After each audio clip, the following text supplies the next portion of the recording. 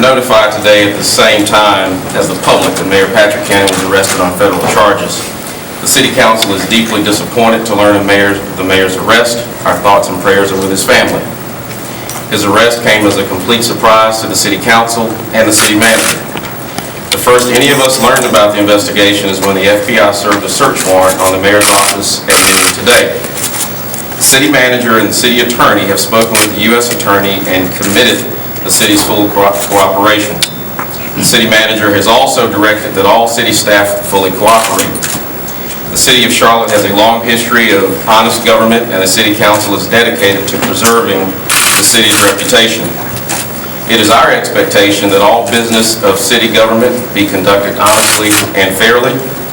While there will be extensive media attention to Mayor Cannon's arrest, it is our expectation that the City Manager and the professional staff of the city focus on providing excellent city services.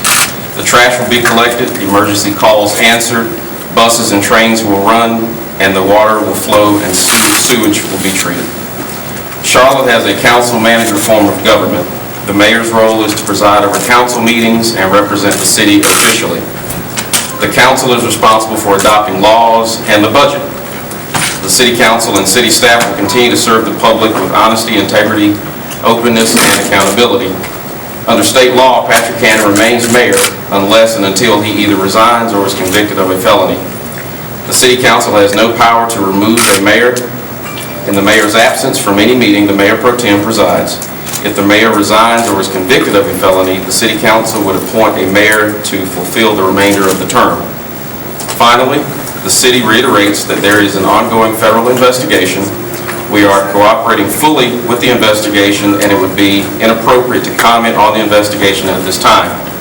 The City Council and City staff are focused on the continuity of government and providing the highest standards of services to the citizens of Charlotte.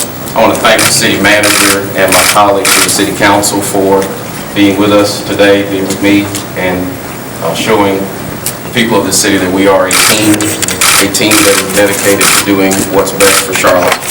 Are there any brief questions? Michael, you mentioned that you cannot remove the mayor. However, just given the distraction, the media attention, what do you think should happen in terms of the mayor right now? Honestly, Eric, I will let the mayor decide what he thinks he needs to do. Michael, let me ask you, how Spoken to careful... Mayor Cannon at all since this happened? I have not. Has anyone spoken to Mayor Cannon since this happened?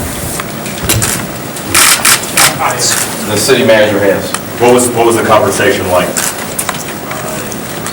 It was a very brief conversation. I let him know that my prayers were with him and his family. Did you ask him to resign? I did not. We did not go into that subject. Michael, let me ask you, how careful does council have to be now when looking at anything that comes to you, whether it came to you, I hate to use the word cleanly or not, but obviously as a lawyer, you probably have already thought about that. Our history has been that we run a clean government, and I think my expectation, the expectation of my colleagues, is that we will continue to run a clean government in Charlotte. Will the city's schedule remain the same following this arrest? Yes, although I have had a few things added to my calendar that I didn't expect, but yes. Are you going to take a look at any of the votes that may have had something to do with some of these allegations, the money that may be... That will be up to the U.S. Attorney there. The feds are investigating, and we have no control, obviously, of what they do, and would expect that whatever they choose to look at, they will look at. Will any of those projects that could still be actively going on be put on hold in the interim? I don't know yet. It's premature. Ron, what do you tell employees, or what have you said to city employees? Because this is obviously a huge morale issue. Well, it certainly comes as a shock to all of the city staff.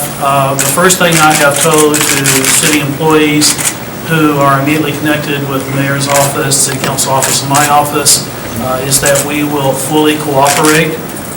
Made it clear that we will take every safeguard possible to ensure that all records are preserved. We have turned over all records that have been requested of the FBI as of today. And they know very clearly that we will provide them whatever they may need in support of the investigation. Meanwhile, as the statement says, we do operate under the council manager form of government. The mayor is not the executive. The mayor does not appoint the staff and does not supervise the staff. And so it is actually illegal for the mayor to give directives of any form, whether they are of a lawful or unlawful nature, to a city staff.